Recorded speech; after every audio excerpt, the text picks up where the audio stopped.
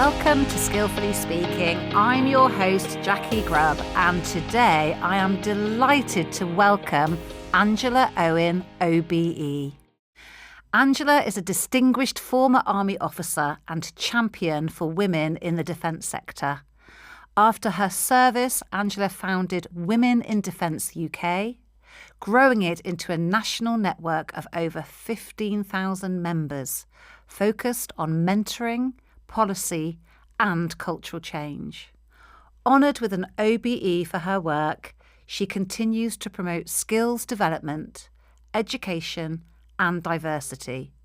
A very warm welcome, Angela. Hi. I am so honoured to be here. Looking at your previous guests, I was delighted to be asked. So thank you for having me. Oh, well, thank you for venturing to Plymouth today. And we've had a brief chat before we've gone live. And I know it's a privilege and an inspiration to have you here on Skillfully Speaking podcast. But I'm going to go straight into some questions because I know our listeners are going to be so interested and curious of everything that you've done in your life. So let's begin, Angela, with your early military career. A career that spans more than 3 decades. So what first drew you to military life? Do you know, I wasn't actually drawn to military life. I ended up in the army because I did appallingly badly at my A-levels. I chose the wrong A-levels. So it is possible to choose the wrong A-levels and still do reasonably well. And when I didn't get my offer of university, my parents said, well, what are you going to do? Mm-hmm. And I had a friend who had joined the army before me. I'm from the Isle of Man, and she came back to the island saying, it's a really good life. There's handsome young officers and there's tables groaning with silver and the job's great. I thought, oh, that'll do. Fantastic. And that was literally how I ended up in there. I mean, looking back on it, I think the organisation, the structure, the discipline probably appealed to me, even though I wouldn't have recognised that then. So that actually sounds like skill and skills in itself, doesn't it? That sort of prepared you for lots of different things, really. And looking back, which moments or experiences do you feel most shaped your development as a leader? Because I'm heavily into leadership, and leadership isn't about just being at the top of an organisation. There is leadership, isn't there, throughout everything in life? I think that my parents would have said, and this is almost an old-fashioned word for a woman, that I was always the bossy one as a child. I had 2 brothers and I was always the one who had to organise them and tell them what to do, whether they wanted to hear or not. But what shaped my time as a leader, I think the army really took a naive, insular young girl and challenged me and gave me responsibility and just gave me the space to develop as a leader. I had a lot of help because as a young officer, you're not let loose with a platoon of women without a very good sergeant to look after you and advise you. Mm-hmm. So I learnt from a lot of people around me. I learnt from the people I commanded as well, because they had innate leadership skills. So it is, I can't think of any one thing that sort of said, you know, that's what helped me. It's lots of little things in the army. Yeah. And they challenge you and they just make you be more than you think you ever could be. Oh, how incredible is that?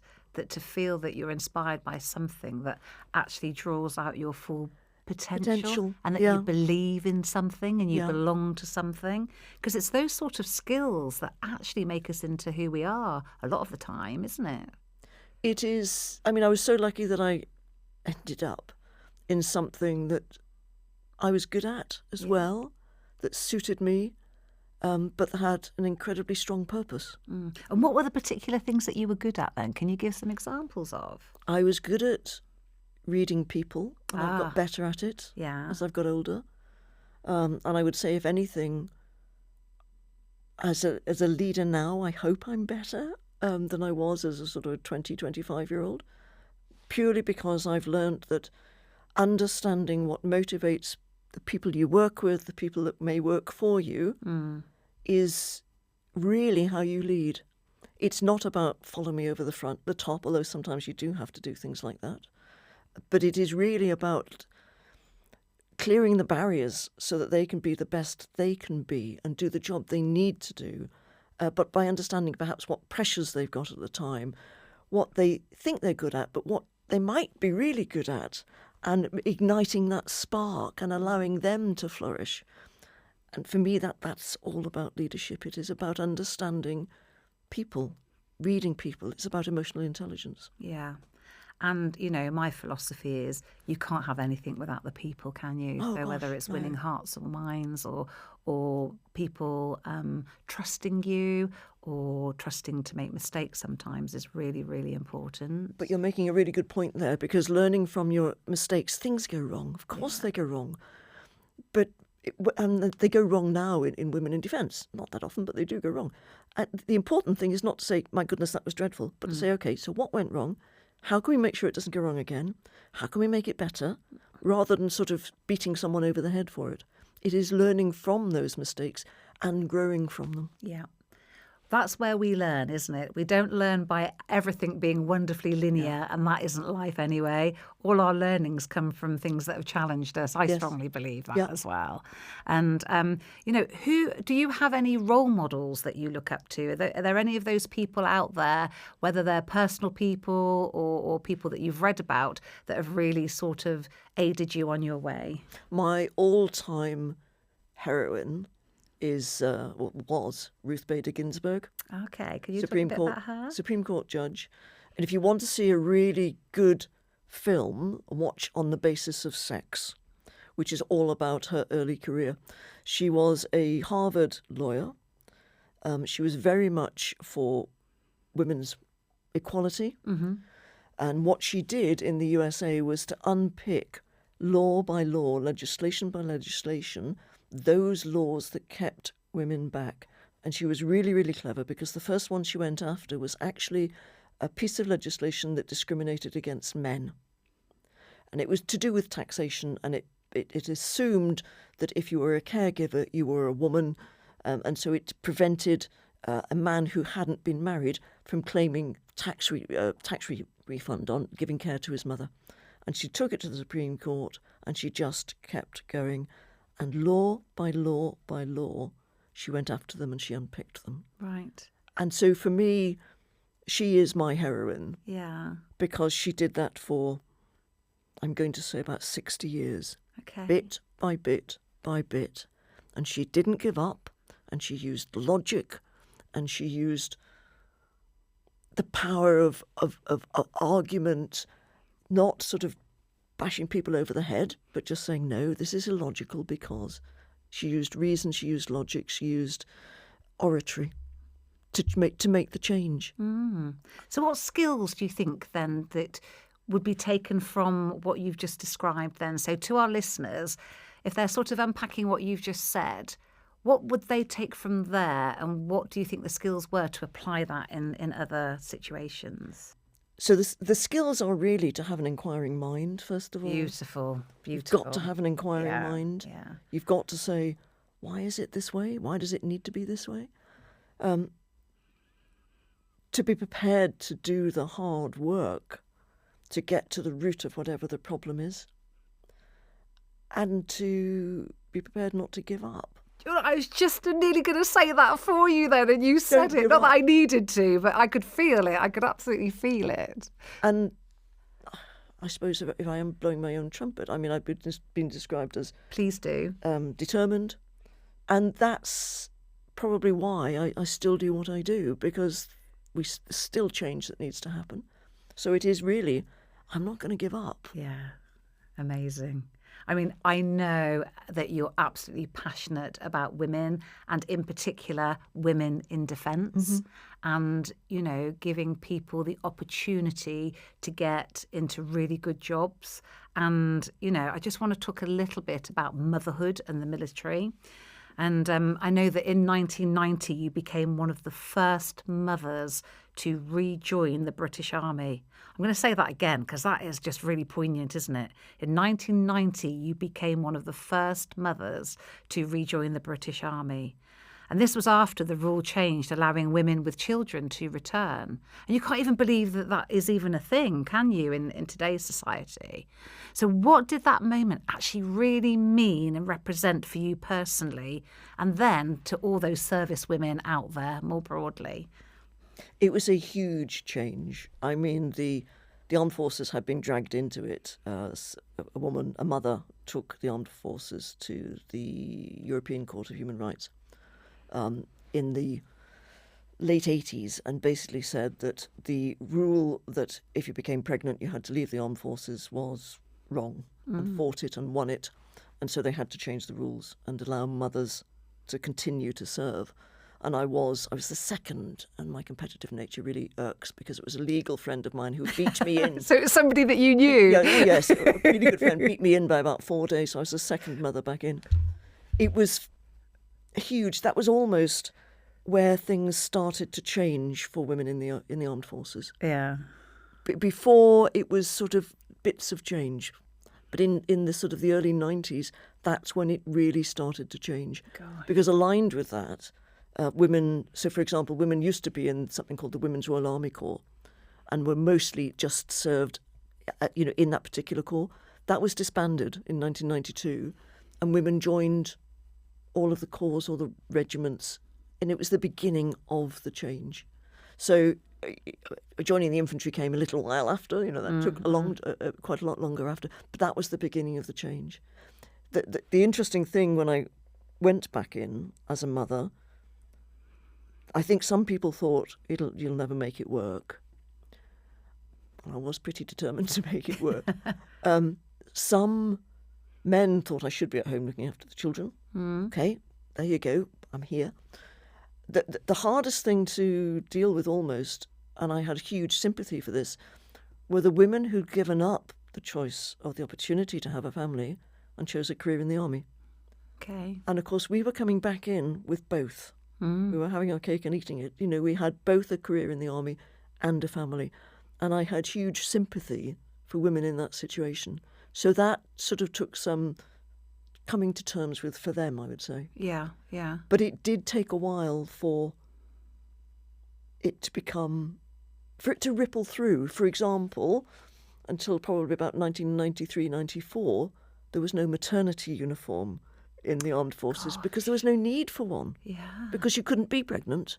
You had to leave when you were 3 months pregnant. Gosh. So, that was the first thing that happened. Yeah, the knock-on effect. Knock-on effects of all sorts. Yeah. And then they had to work out, well, what's the maternity policy? Because they'd never had to have one because there weren't any pregnant or women on maternity. So all of those types of things had to follow on. Yeah. So it took some time before it became commonplace, let's put it that way. Just to think, though, that is only sort of just over 35 years ago. And when I think of, my eldest child is 33 and I'm in education, I went back to work part-time because I chose to do that then. And a couple of years later, I worked part-time, but didn't feel any of that at all in terms of in my education world.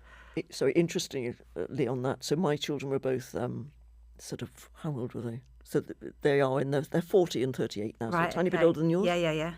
And being army children, they were away at boarding school. Yeah. And they got teased because their mother was in the army. Wow. Because it was so, what do you mean your mother's in the army? It was so unusual at that time. Yeah. I mean, they dealt with it, I'm sure, but Yeah. it was just, that was the biggest change. Gosh.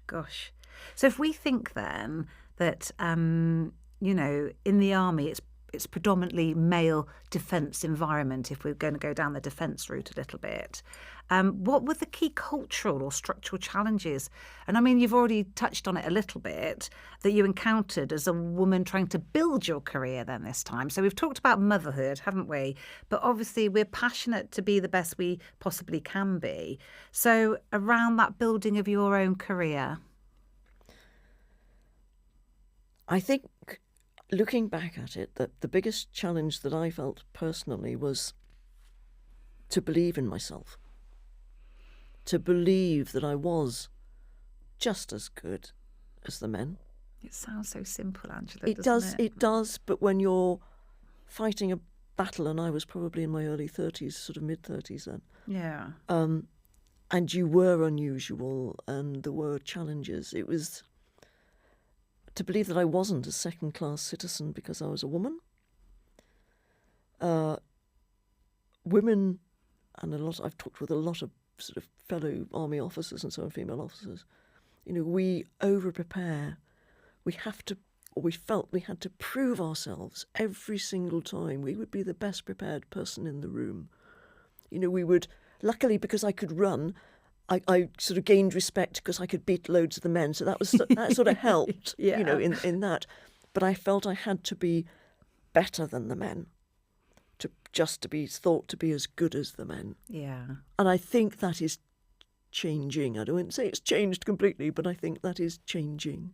And sometimes that's our inner selves doing some of those things to ourselves, because Exactly I can that. completely resonate with some of that as well. So after leaving the army in 2008, you transitioned into civilian life. So can you tell us more about what you transitioned into and how that went? So it was really interesting, actually, because the army does a really good career transition partnership course. Yeah. And I was an accountant by qualification, so I thought, well, I've got to go and do finance. But I didn't really enjoy finance. And a really good consultant on the course looked at my CV and said, but look what you've done, you're a consultant. Okay. So I ended up in consultancy, really not knowing what consultancy was.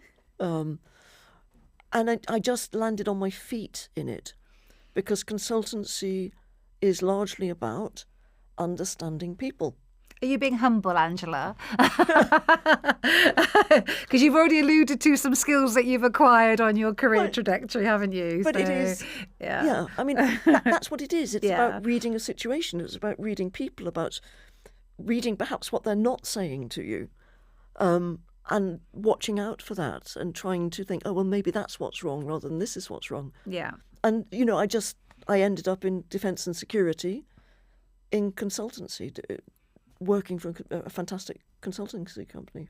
So now we're going to move on to a bit closer to the here and now. So Women in Defence UK started modestly as a LinkedIn group in 2011, is that right? Yeah.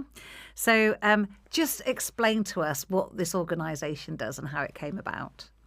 So on leaving the army, I went into defence and security, but still working in a heavily male-dominated society. And I would go to conferences and seminars, and there'd be 100 men in the room and maybe 6 women if I was lucky.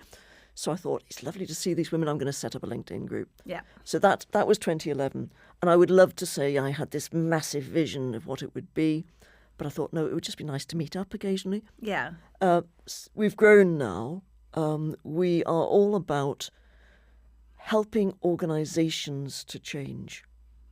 So we are funded by about nearly 40 different, we call them partners, because we work in partnership with organisations. And they are Babcock, BAE Systems, as well as Army, Navy and Air Force. What we're really about, our purpose, is accelerating gender equity. Okay.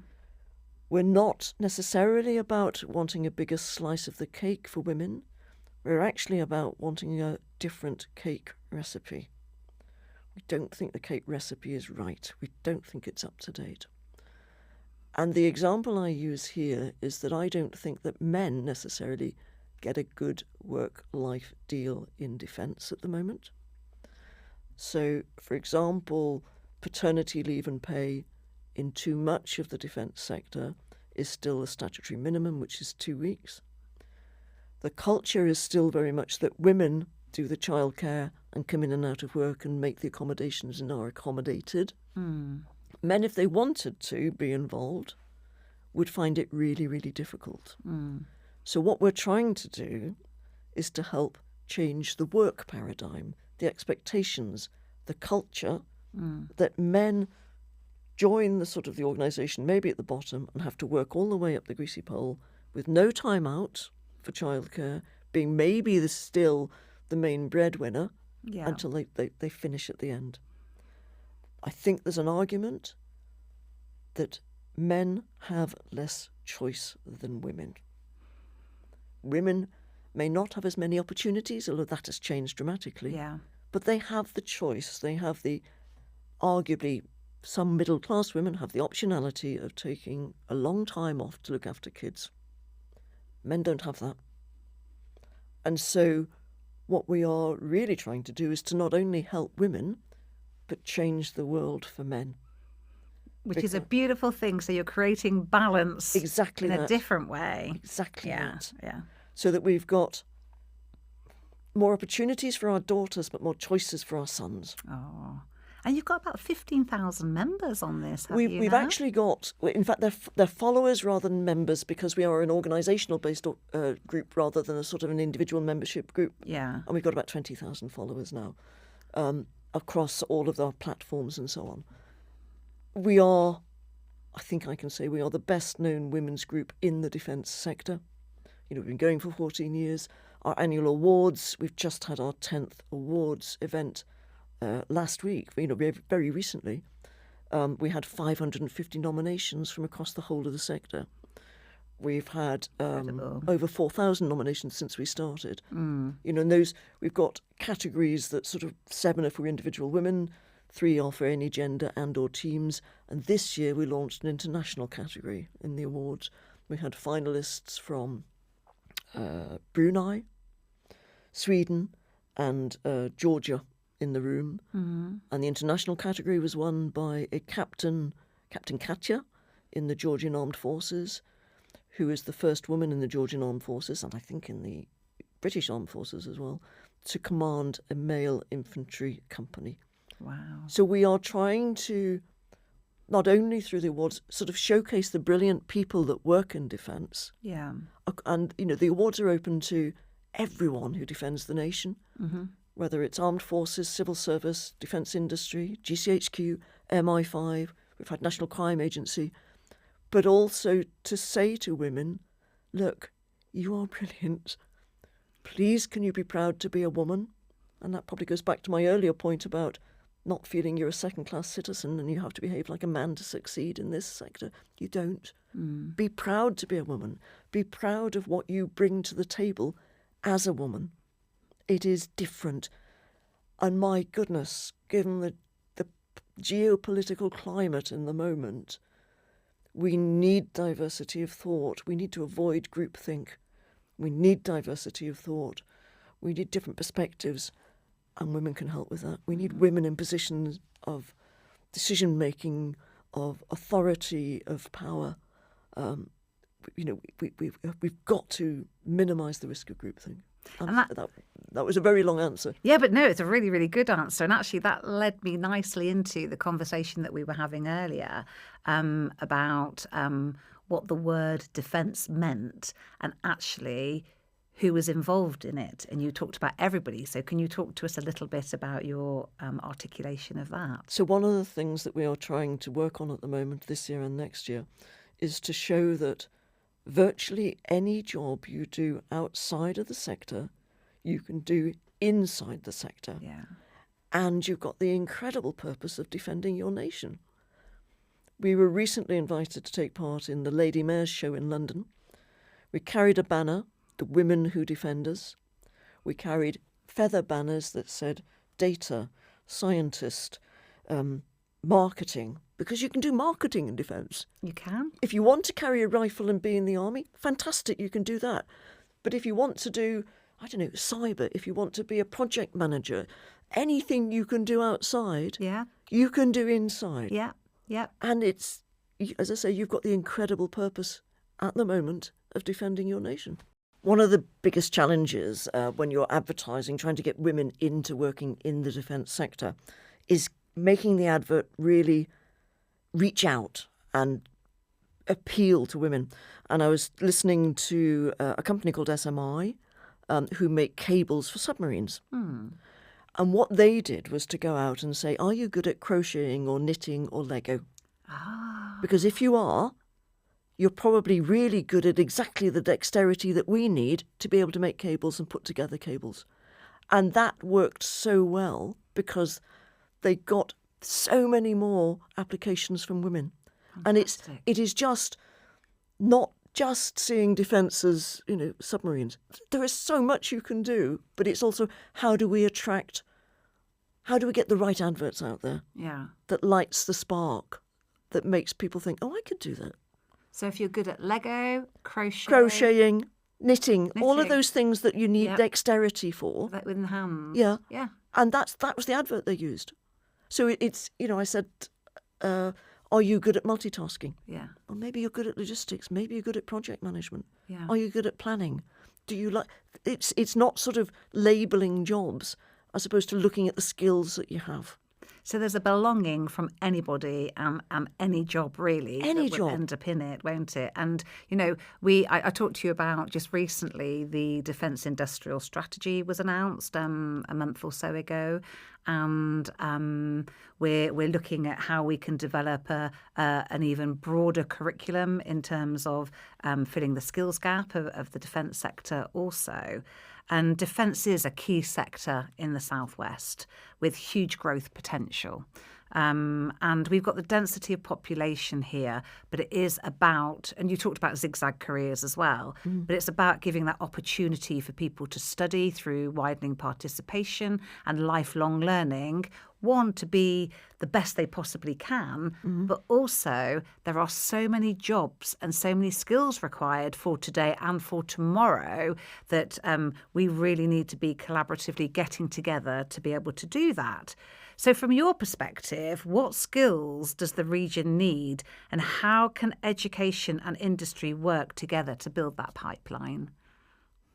Do you know, I'm going to be really bad and I'm going to answer a slightly different question. Okay. Is that okay? That's fine, because that's a typical question coming from an educationist. Well, I know isn't it. I know it is. I know it is. So I'm actually going to say, yes, you need skills and you need qualifications, but I would almost sort of turn it on its head and say that what you need is to try and work out what you enjoy doing. Whether it's, if you're a mother or a parent, you're probably extremely good at multitasking. So what does that mean? Well, if you're extremely good at multitasking, you probably have to be good at planning as well. Maybe you'd be good at logistics. Maybe you'd be good as a project manager. All of these are skills that defence needs. You don't have to start out as an engineer to be an engineer. I've got a couple of secondees at the moment. One of them is a scientist, a chemist. And she keeps on disappearing when she's not working for us down to the lab to do sort of, tests and whatever. I don't understand. But she is working in submarine atmospheres. Who knew there was such a thing as submarine atmospheres? What is submarine atmospheres? Submarine atmospheres is making sure that the air that is breathed on submarines is fine, is safe. She's working on submarine atmospheres. As a scientist? As a scientist. Yeah. And what she's doing, obviously, is almost, I've got this picture in my head, is she's passing all of that work on to someone else who's doing something else on submarines, another piece on submarines, who's passing that work on to maybe a woman who's serving on a submarine as an engineer or as a logistician or whatever. And there's this sort of circle of all the different jobs you can do that all connect to each other. So I haven't answered your question. I'm sorry. No, but I'm going to stretch that even more then. So how do we do that then? How do they do that? So the example that you've given, how can we collaboratively get together then to make that happen even more than it does already? Good. I'm asking you some tricky questions, aren't I?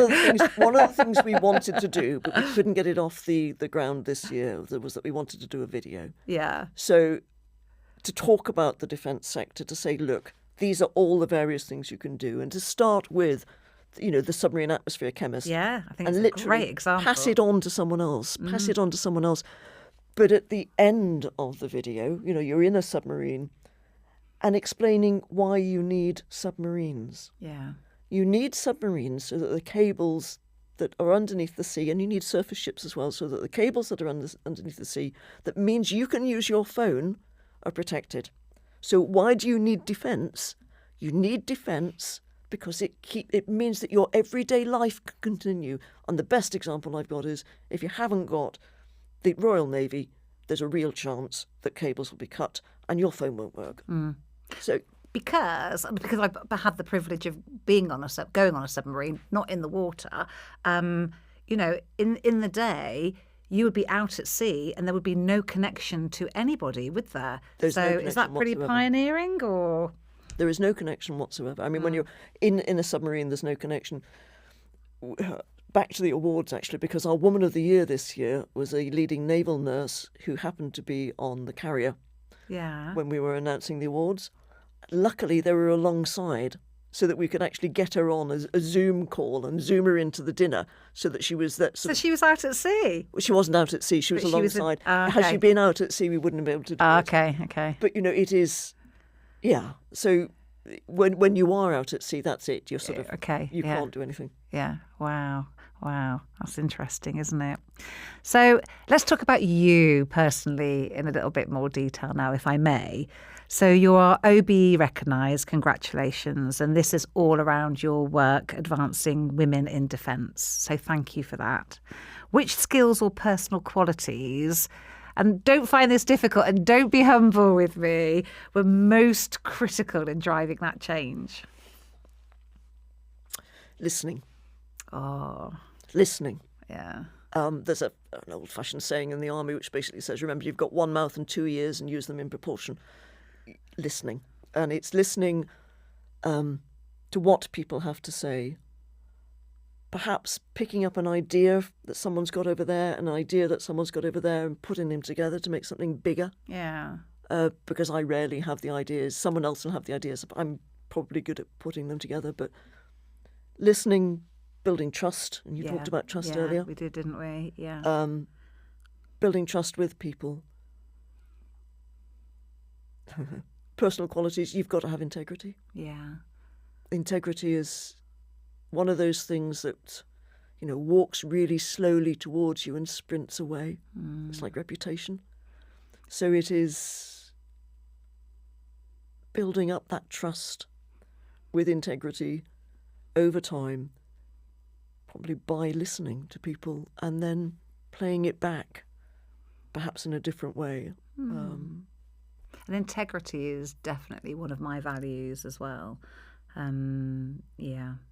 So you've spoken also about how diversity enhances decision making. So in terms of what you've just talked about, trust, listening, that actually then sort of forms decision making as well, I think, anyway, as part of leadership. So what skills does a more diverse defence workforce bring, and how can organisations, and I love the word nurture them more effectively? I mean, diversity comes in so many forms, whether it's neurodiversity, whether it's gender, whether it's... cognitive diversity, that you've already mentioned. Yeah, all of that. What skills does it bring? I think it's almost, without it, the danger of everyone thinking the same is just so awful that I don't want to think. I don't want to think about it. That is how. It's like the Titanic. The Titanic was unsinkable, and everyone believed it because they all thought the same. Yeah. Well, that was proved to be wrong. Yeah. You need the person saying, "Hang on a second, what about this?" Yeah. You need the diversity that different people bring. There's a lovely story in Matthew Syed's book, Rebel Ideas, about the Football Association, who brought in a group from outside football who knew absolutely nothing about football, because they wanted them to look at how they were running things. Yeah. And they said, well, why don't you bring in someone who's steeped in football? Well, because they're not going to bring anything new to the table. We need someone who knows nothing about it, who can look at things and say, why are you doing it that way? Yeah. And it's back to that inquiring mind as well. Why do you do it that way? Why don't you do it? Have you ever thought of doing it this way or a different way? And it's all of that. If you're hiring someone for your team, do you want someone who thinks exactly the same as everyone else? You don't. You want people who are different. You want people who bring different thinking to the team. Yeah. Because then the team as a whole will be better. Yeah. You'll get better results. Yeah, absolutely agree with that. So I'm going to continue talking about you because there's so much inspirational stuff here. So you also represented the Isle of Man in the Commonwealth Games, is that correct? Yeah. Yes, I did, in 82 in Brisbane. And later returned to Masters Athletics. And tell us about that, because the inspirational part of what you do and what you've told me, even what you're doing now, can you talk to us a little bit about that? Masters Athletics is brilliant. If you're age 35 or over, you're a master in athletics. So if you used to run at school and you're 35 or older and you're looking for something to do, Masters Athletics. And it works like this. There are 5 years age groups, so you're sort of 35, 40, 45, 50. I'm currently in the 65-year-old. I'm a sprinter, 1 and 200 metres. The beauty of this way of doing it is that 2 years ago, the really good runners, the 2 women who were really good in my age group, moved up an age group. So I had a brilliant year 2 years ago. And I was sort of ranked first and second in the UK. Fantastic. Then last year, some youngsters aged 65 came in the bottom. And, oh, God, here we go again. So it's constantly moving up. So, I think I was second this year and 5th or something like that, so not so good. Next year, I move into the 70-year age group. So, again, I'll be back in with the good ones. So I need them to move out the other end. And you know all of these people? Oh, yeah, we all know each so other. you're like friends for life, but Absolutely. very competitive at the same time. Very competitive. Yeah. When I was sort of, I don't know, in my 20s, did I think I'd be running at this age? Gosh. Of course not. Golly. Of course not. So have you've been running since in your 20s? No. No, I went to the Commonwealth and I was about 28, I think, when I went to the Okay, Commonwealth. yeah. And then said, well, that's it. What about, no more targets. Gave it up. Had kids. Gave it up. That's me. And then decided to go back to it when I think I was about 63 or 64. Wow. Yes, something like that. Yeah. And it took me a long time. I think I'm sprinting beautifully. The videos tell a different story. You've got all the videos to tell. Oh, my trainer was sort of filming. I was thinking, oh my goodness, how dreadful is that? There's no knee lift, there's no stride length, there's no speed. And I feel like, I'm just as I was when I was 28. I'm not. But hey, it's good. Yeah. And what does health and well-being actually mean to you? Because you sat there, a picture of health today. Yeah, I think I had some chocolate on the way down. So because of this, because of the sprinting, because of the running, I have to eat healthily. Yeah. And, I put a lot of other effort into it. I'm at the gym doing weights because we need to do weights for our bones, for our muscles and all the rest of it. So I'm at the gym 1 day a week. I try and do 1 hill session a week, which I need for stamina. Yeah. And I'm down the track once a week doing speed work. Wow. I can't do more than 3 things a week. Yeah. You do something different, though, 3 times a week. Something different 3 times a week. Yeah. Any more than that, and my body would say, that's enough. And it's so easy to get injured at my age, and it takes so long to recover. And it can put you out for a season.